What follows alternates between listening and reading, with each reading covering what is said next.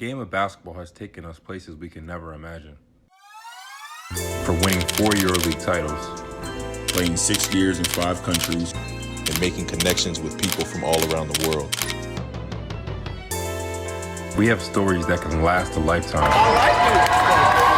Now it's time to tell yours. When I met Michael Jordan for the first time, and still to this day, if I see him, he's glowing. It just came down to, like I said, looking myself in the mirror like, brother, do you want to play ball or not? I've never been in an environment like EuroLeague, bro. Because, living over here in Europe, bro, we kings over this joint, bro. Right. Denver Nuggets. Appreciate y'all having us on here. Yes, sir, man. Big time. This is really dope. This is Hoop Tales.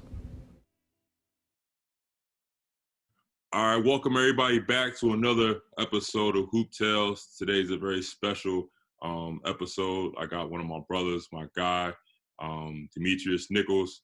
We're gonna talk a little bit about the TBT, the tournament, and talk about the Bahamas Army, the Syracuse alumni team. So D, first of all, man, how's everything? How you doing? Everything is good. Family's healthy and safe. Can't complain, man. Everything is good. Glad we got to Columbus safely. So now we're just basically waiting on what's next. Now this is your second or third time coming back and playing for the TBT. So what is the reason why you decided to play this season?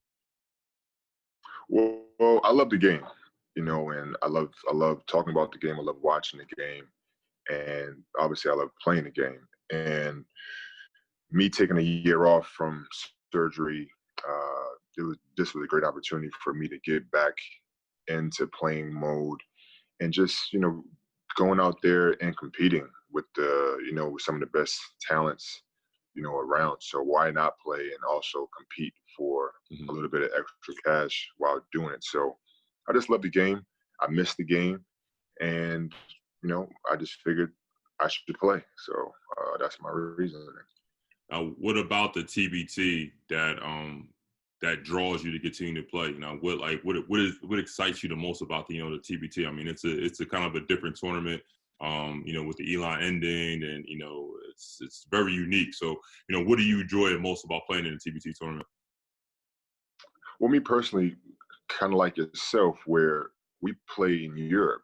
I've been playing for 13 years. I'm not sure how long you've been playing, but a lot of our people back here in the States don't really get a chance to see us play. So this is a great opportunity for guys like me or other guys who play in Europe to play in front of our family and friends, whether it's live or in person. Obviously, with the COVID thing, we can't have fans, but it just gives an opportunity for our family and friends to watch us play, people who follow us to watch us play and compete at a high level. Obviously, TBT does a great job of promoting the tournament. They take care of guys.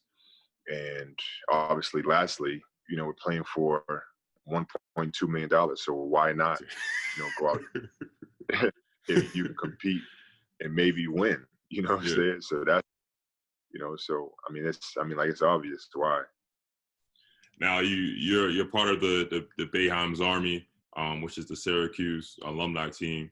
Talk a little bit about you guys coming together and representing your university and what that means to you and what that means to your teammates as well. It means a lot. We have a bunch of older guys mixed with a bunch of young guys like Malachi Richardson, Dante Green, Andrew White III, John Gillen, mixed with older guys like myself, Evan Devendorf, John Gillen. So we have a mix of guys that play high-level basketball, guys who played in the NBA, who are tough, great IQ, but also guys that can knock down shots. So we have a little bit of everything, and it just gives us a chance, and our fans, especially Cuse Nation, to see their players or see their favorite players who have played back when I was playing all the way up to now. So it kind of just brings joy to everyone, from the players, the fans, family, and friends. So it's a good time. Have it because you usually, you know, when in a normal situation when you know, there's a lot of fans and, you know, Syracuse, you guys bring out everybody, you know, no matter where you guys play, it's always, you know, a sea of orange. So, you know, have the fans, you know, been reaching out to a lot of you guys, and, you know, you still, correct me wrong, you still live in Syracuse. So, you know, has people been talking about, you know, the tournament, the excitement of seeing you guys come back as the, you know, the first basketball, you know, in North America, you know, since everything's been happening with the COVID. Syracuse, obviously, you know, like you said, is a basketball town, basketball city. So everybody is basically excited. Everybody obviously wants us to win. And like you mentioned, there hasn't really been, it hasn't been any basketball these past couple of months. So this is the first event live on TV where people can stream on ESPN or watch at home. So you can watch anywhere in the world. So, you know, it's a great opportunity for people, you know, to enjoy the game that they love, and players like myself who love the game to play at a high level. Now, what have you guys been doing to prepare for this tournament? Have you guys had, like, you know, any mini camps or workouts or anything like that? You know, and then also talk about, you know, talk to the people that don't know about, you know, the protocols and things that you guys had to do just to kind of get into the tournament. So we weren't able to have the mini camp that we had in the past, where guys come up to Syracuse for a couple of days, train in the weight room, or even play 5-on-5, because obviously this COVID-19 is going on. But that's why we kind of got here early, where now we have 4 or 5 days where we can practice, build, bond, grow. We also have a group chat where sometimes we talk seriously, sometimes play around, but group chat basically lets everyone know what's going on, whether it's on the court, off the court, what's going on in the hotels. So we have an understanding of what's going on. Actually, we just got our tests. We all got our tests back this morning because we took it as soon as we got here, and that was part of the protocol. We had to basically, as soon as we touched down, we had checkpoints, and we had to take our temperature, check our luggage, and then finally we had to take the COVID test, and we got our results today. So, like, there's a whole bunch of steps that we had to take just to make sure that we can even get in our rooms. So the process is it's interesting, because yesterday when I was walking into my room, in the back of my mind, I was saying, this is going to be the last time I'm going to be out my room, because, you know, we have to be for 24 hours. And if I was thinking, I should have stopped at the gas station and got some snacks when we on the road in Europe. And I don't got no snacks. I don't got no Pringles. You know, the small things. I was like, yeah. So, man. But I ended up actually just working out, cutting my hair, and just, you know, relaxing, man. Just, you know, really having that peace of mind, and, you know, trying to get some work done. Yeah, so you spoke about it just now. So, like, what are some of the things that you're going to do during this quarantine period? You know, hopefully that you guys make it and you guys are there for the, you know, the extended amount of time.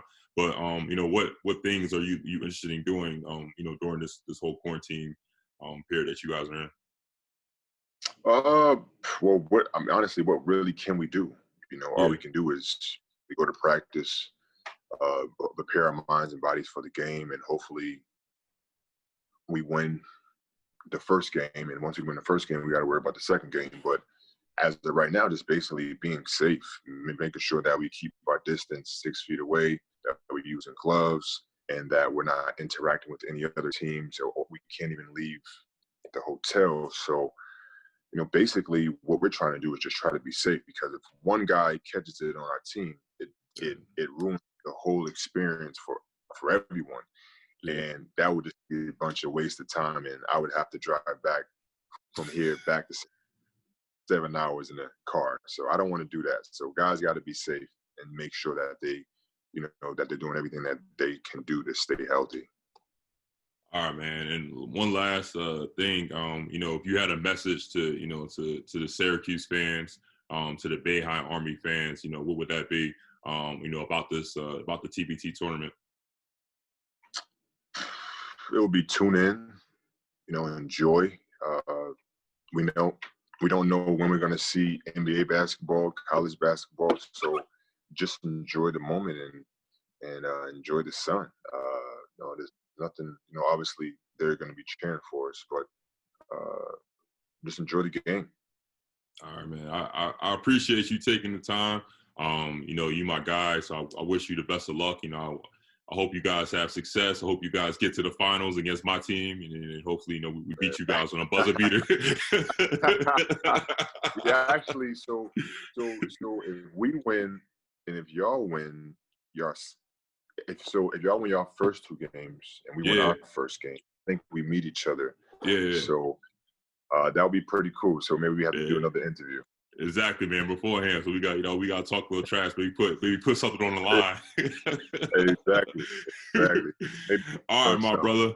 I appreciate you, man. You know, stay safe out there. Best of luck, and you know, I mean, I'll be cheering and rooting for you. We'll definitely be in contact. No doubt, man. Tell the family I said hello. Be safe. Be healthy. Same, man. And once hopefully when everything, you know, calms down, we can, you know, link back up. You know, I mean, and chop it up how we always do. I would love to. All right, brother. Take it easy.